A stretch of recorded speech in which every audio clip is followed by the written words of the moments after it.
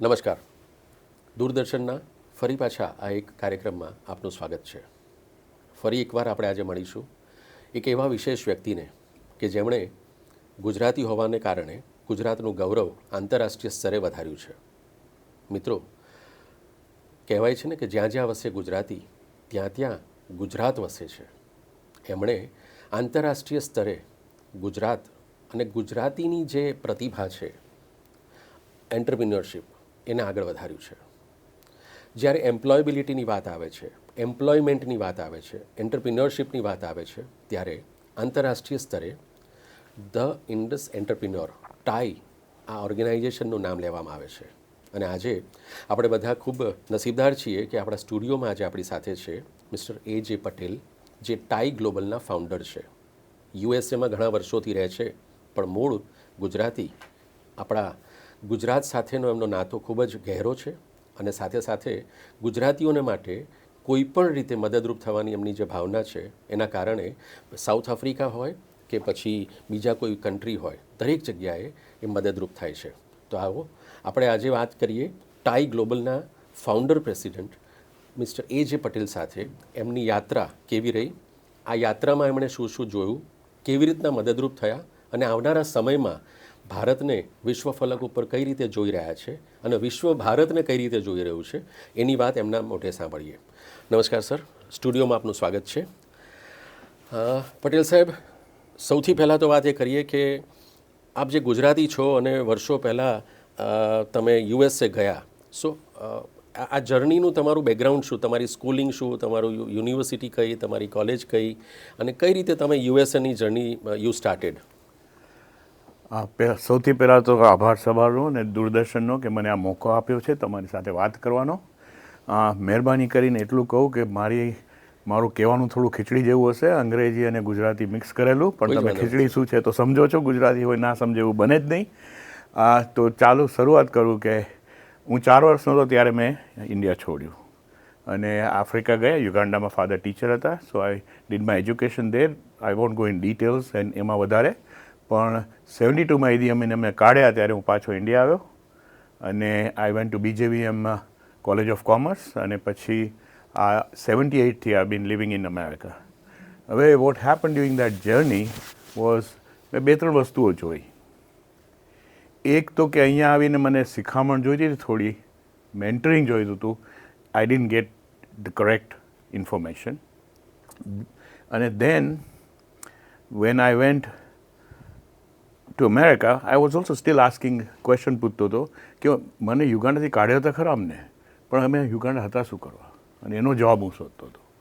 અને પછી અમેરિકામાં જઈને જોયું કે થોડો સક્સેસ આવતો ગયો, એટલે મને પાર્ટીઓમાં બોલાવે તો ગુજરાતીની ઘરે જવું ને તો 90% આપણા ગુજરાતીઓ જ હોય. મરાઠીની ઘરે તો 90% ઉપર મરાઠી હોય. પંજાબીને ત્યાં જવું તોય આવું. અને મને બોલાવતા હતા એટલે હું પછી મારી જેવા જે માઇનોરિટીઝ હતા ત્યાં એને પૂછતો હતો કે ભાઈ આ સાહેબે આપણને બોલાવે છે એમના ઘરે, તમે એને ઓળખો કેવી રીતે? તો એ લોકોએ મને કહ્યું કે ધંધાની થ્રુ મળ્યા છે. અને 90% તો મને ખબર હતી આપણા સોશિયલ, રિલિજિયસ અને કલ્ચર રીઝન માટે આપણું કોન્ટેક્ટ હોય.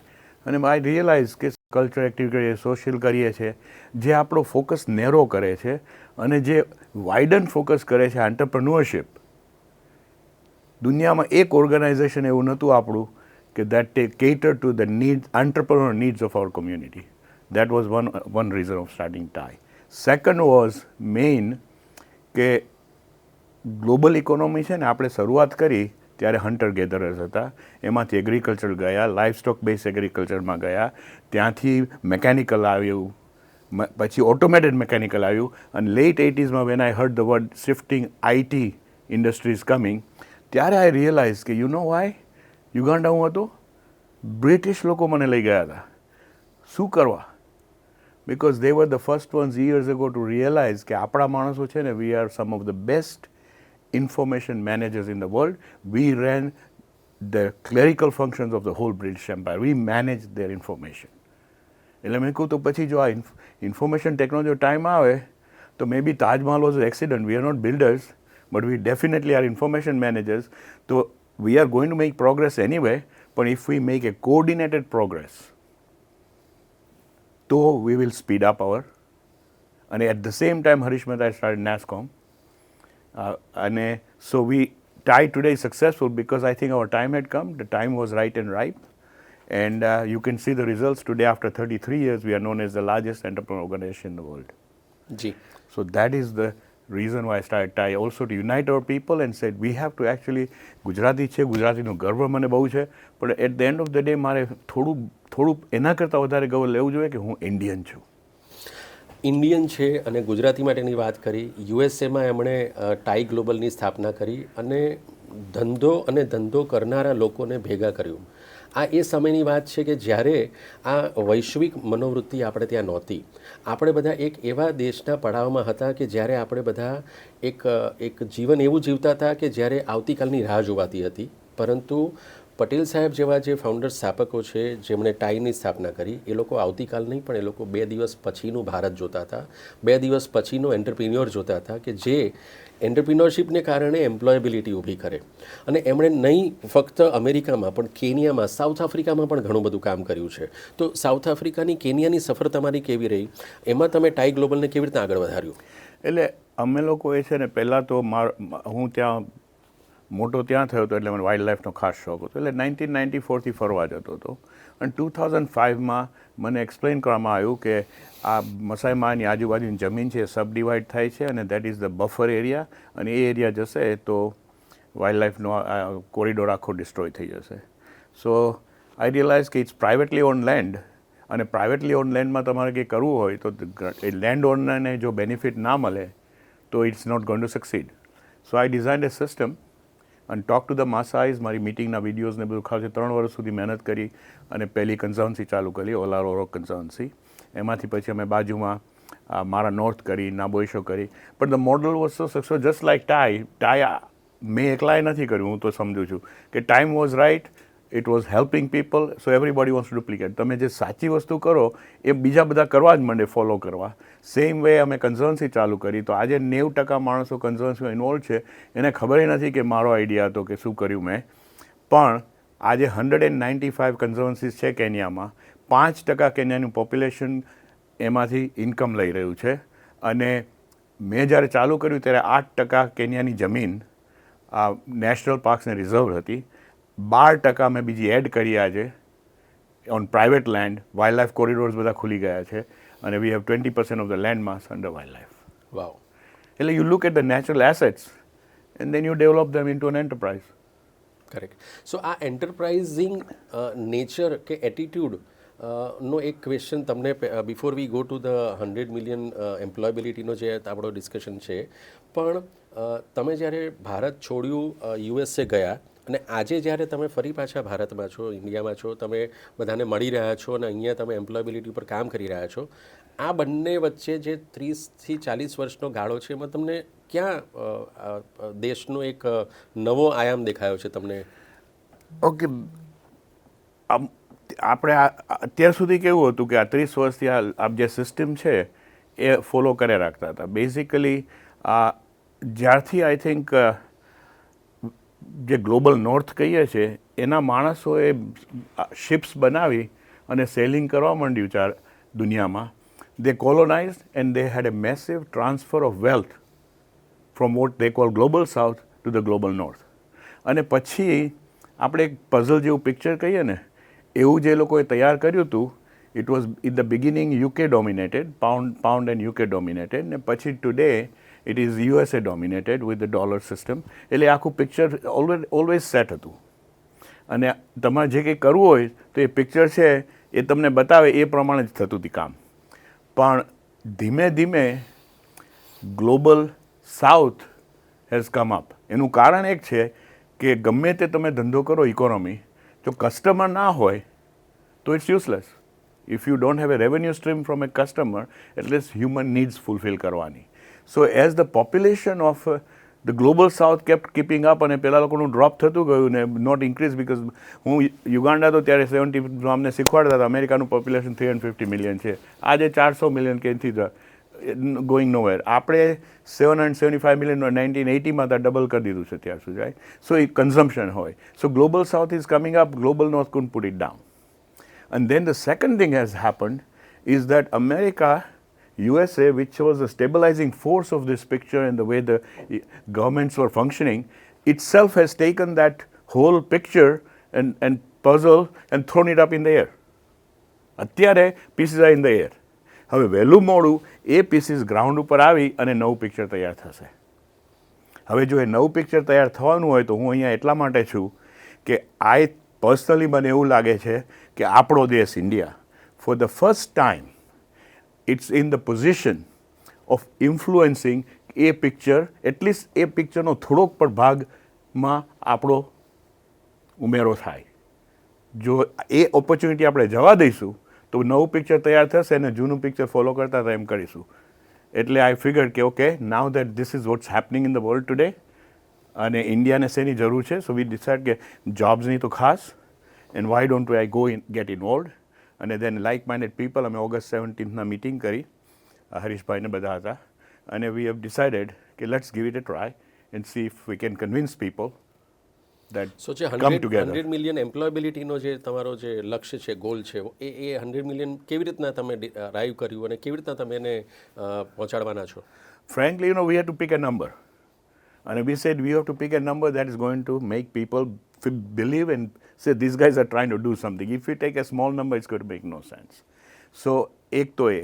Biju, for years and years, people like you, our university, we have been producing beautiful seeds. But the ground around that has remained barren. It can't go. Secondly, what has been going on here, at least I feel, અને મહેરબાની કરજો, મને ઇન્ડિયાની તમારા લોકો કરતાં ઓછી ખબર છે, પણ at least I'm giving you a little bit of what I can see. So unless and until business people, the private sector and a government work hand in hand with trust with each other and say what is best for India, how do we do this, how do we take off the bottlenecks and progress, then I think we are very smart people. There is a lot we can do, but the only thing that's missing is that we have not learned how to work together. In fact, 1994 અમેરિકાના ન્યૂઝપેપરમાં છે, મેં statement આપ્યું હતું કે 1 Indian is equal to 10 Japanese, but 10 Indians are equal to 1 Japanese, because we have not learned how to leverage and work together. So that is a big challenge, and that's all mindset, and I hope that we start working on it. જી પટેલ સાહેબ, મારે આપને એક વ્યક્તિગત question પૂછવા છે તમારા personal એક્સપિરિયન્સથી. Your tips for entrepreneurs in India today. આજે મારે એન્ટરપ્રિન્યોરશિપમાં જવું હોય તો મારે શું માઇન્ડસેટ રાખવું જોઈએ? ઓફકોર્સ ગુજરાતી તરીકે તો આપણે બધાને જ ખબર છે કે ગુજરાતી એટલે મગજમાં ધંધો જ ચાલતો હોય, જ્યાં જઈએ ત્યાં એને ખરીદી લેવું ને વેચી લેવું હોય. પણ પ્રોફેશનલી જ્યારે હવે ઇન્ડિયા એક ગ્લોબલ મેપ ઉપર શાઇન આઉટ થઈ રહ્યું છે, ત્યારે કઈ એન્ટરપ્રિન્યોરશિપ સ્કિલ્સ ગ્લોબલ લેવલ ઉપર એક્સેપ્ટેડ છે? ગ્લોબલ લેવલ ઉપર any skill you have that benefits and makes human life easier and efficient is accepted. So it doesn't have to be in AI or IT only. It could be in anything from agriculture onwards. You have to look at how can a country the size of Netherlands be the second largest exporter of agricultural products in the world. એટલે opportunities તો બધી જગ્યાએ છે. એટલે basically તમે as an entrepreneur, જો if you want to start something, if that is your question, તો main વસ્તુ પહેલાં તમારે શું વિચારવાની ખબર છે કે don't be afraid to fail. People who are afraid to fail, okay, cannot give their 100%, because in the mindset that thing is there. So it's like a circuit trapeze artist. કે નીચે સેફટી નેટ હોય તો he'll make any kind of move, but if it's not there, he'll worry કે જો પડ્યો તો ગયો.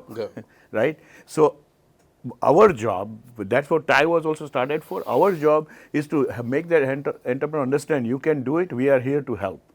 We really didn't need to help, because then he was encouraged to go forward. અને તમારે જો ચાલુ કરો તો પહેલાં એટલું જ વિચારો, મારી પાસે કોઈ આવે ને તો હું શું કહેતો, આવું એક પેપર લઈ અને એક્ઝેક્ટલી વચ્ચેથી આમ ફોલ્ડ કરી અને સામે મૂકું અને પૂછું કે ઉપર લખ કે કઈ human needs are you going to fulfill, because you're not going to invent anything new. Okay? And who is currently doing it? How are they doing it? What is the size of the market? Okay? What is the cost of acquiring customers for them? Then underneath that you write down what are you going to be doing? Why is it different? Is it more cost effective? What would be your cost? And show me how it is better. If you understand this much, then you have a business plan to start with. If you have no idea, then you don't know what you're doing. Great so આ paper તમે જે લીધું I was Impress જ્યારે આપણે વાત કરતા હતા you do a lot of homework you do a lot of background work and fact check and everything so આ જે થોડા પોઈન્ટર્સ છે એ કયા પોઈન્ટર્સ છે for what reason you are preparing your this visit to India અને એને ફ્યુચરમાં કઈ રીતે જોવામાં આવશે So, પહેલી વસ્તુ તો છે ને, we think we are growing. We are. Actual fact is that our population has doubled from 780s થી અત્યાર સુધી, but our economy has actually more than kept up with it. Economy has been growing at 6 to 7%, so we are already doing good. But on a world scale, we are not. In the sense that Russian economy from 1980, it was 1.6% of the global GDP, it's 16% now. We were at, when the British left, we were at 2%. We are at 1.9 actually in 1980, we had dropped a little, but now we are about 3.8.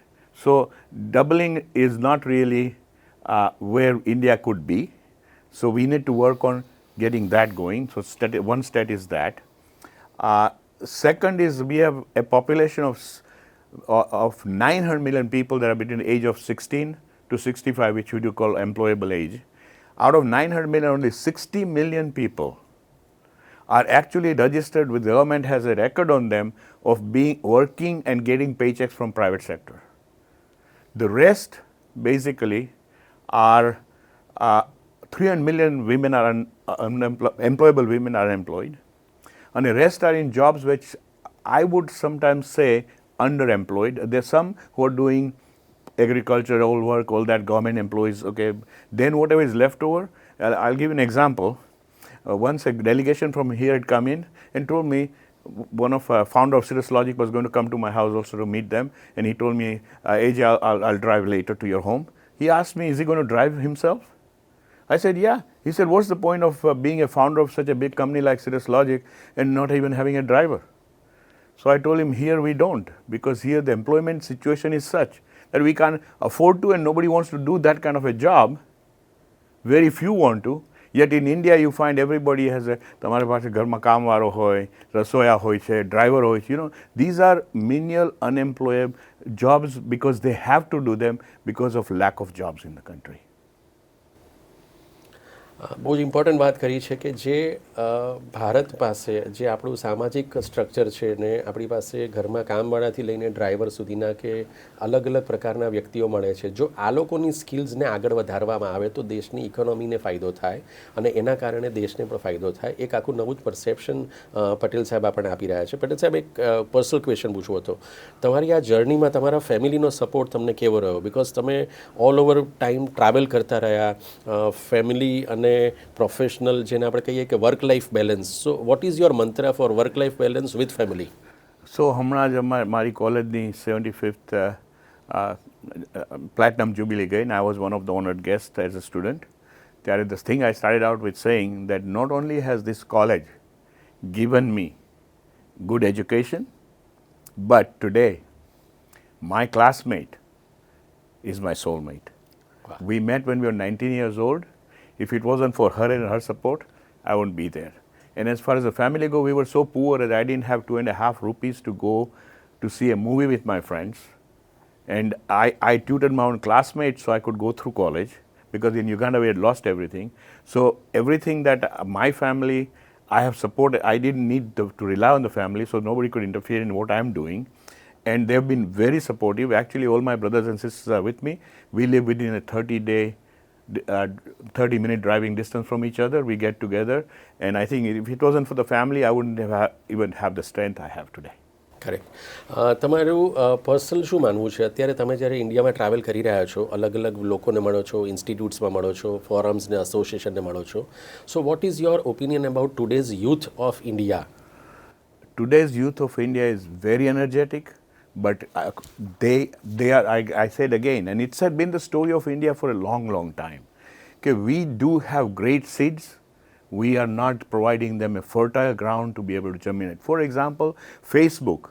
When it was started, it was not in Silicon Valley. Why did they move there? Because the environment in Silicon Valley was where they could grow faster. They knew that. We in India have to create that atmosphere. And I'll tell you, before you ask me any other question, I'll direct you, okay, what we feel can be done. As a 100 million job group, We feel first thing that is lacking is proper data. Right from district level all the way to central, with states, we need to find out what are the strengths of each district, the core district, what are the assets there that we have to convert into enterprises. Then we have to identify those opportunities, whether it's in agriculture, whether it's in tourism, whether it's in green energy, whether it's in AI. Like, for example, Bangalore and these areas are good for AI. So that's where you need to train the people. And also we have to realize, do we have the skilled labor for it? And a quick example is the government has a policy today, but we have fallen so far behind in semiconductor. But that's not the only place. I need to tell this much only because we have missed the boat so many times. તમને ખબર છે, Philips was the company that is TSMC today, the biggest semiconductor company, and we are struggling to go. Philips wanted to come to India first before they went to Taiwan. We botched that. My good friend Tushar Giwala was a head at Mac Store when they decided they were going to manufacture outside. He was trying to come to India, 3 months, nothing happened. Singapore sends a private plane to pick him up and bring him to meet with the president. And next thing you know, is Mac Store is in Singapore. And today the district capitals of the world is Singapore, Malaysia, and partly Thailand, right? We missed the boat then. So right now I feel like I said, with all these pieces in the air, an opportunity has opened up. We should not miss this boat. And this is my appeal to all Indians, whether you are in the private sector, whether you're government, whether, please take advantage of this particular moment when the world is in chaos, and that's where the opportunity is. And we actually have the intelligence and we are good enough to do it. Now let me tell you what we need. We need to collect data, we need to identify opportunities, we need to figure out whether there's skilled employees in that area or not, and do the skilling. Then through TIE and other avenues that we are building, we need to raise the capital to help the kids, encourage them to start enterprises, and that would be point 4. Point 5 is we need to influence and work together with the government. So we are deciding we'll have 2 offices, one in Delhi that will be focused on working with the government, another one will be in Mumbai, that will be our logistical division, and we will have 1 employee in each state working with the Delhi office to work with the state governments, and wherever there are bottlenecks, how they are, where they are from, we'll explain and say, please, can we do this to make it smoother for businesses to go forward? And the final thing after public policy influence is globalization of Indian companies. So that's where what I've been doing in Africa is going. For last 6 years, we have been working together. We have made an Indian African Entrepreneurs Organization on which on WhatsApp group alone we have 331 members today that exchange information daily. What's going on in South Africa? Which company is getting started? What kind of employment do they need? I've started a company in Nigeria. I already got funding. I need a CEO of this qualification. Where can I find him? We are connecting all that. And now what we have done, started doing also yearly seminars. Last one was in Kenya, before was in Mauritius. Next year in July, it's in Cape Town, South Africa. હવે અમે એક booklet તૈયાર કરી છે of the 100 most successful entrepreneurs of Indian origin in Africa. એમાંથી 30 of them are actually going to be at our seminar, and actually probably we'll have 60. We are still working on the rest. Okay, and my job here is to convince some of the big Indian business people, if you please come there and meet them. And then we want to take the commerce ministers.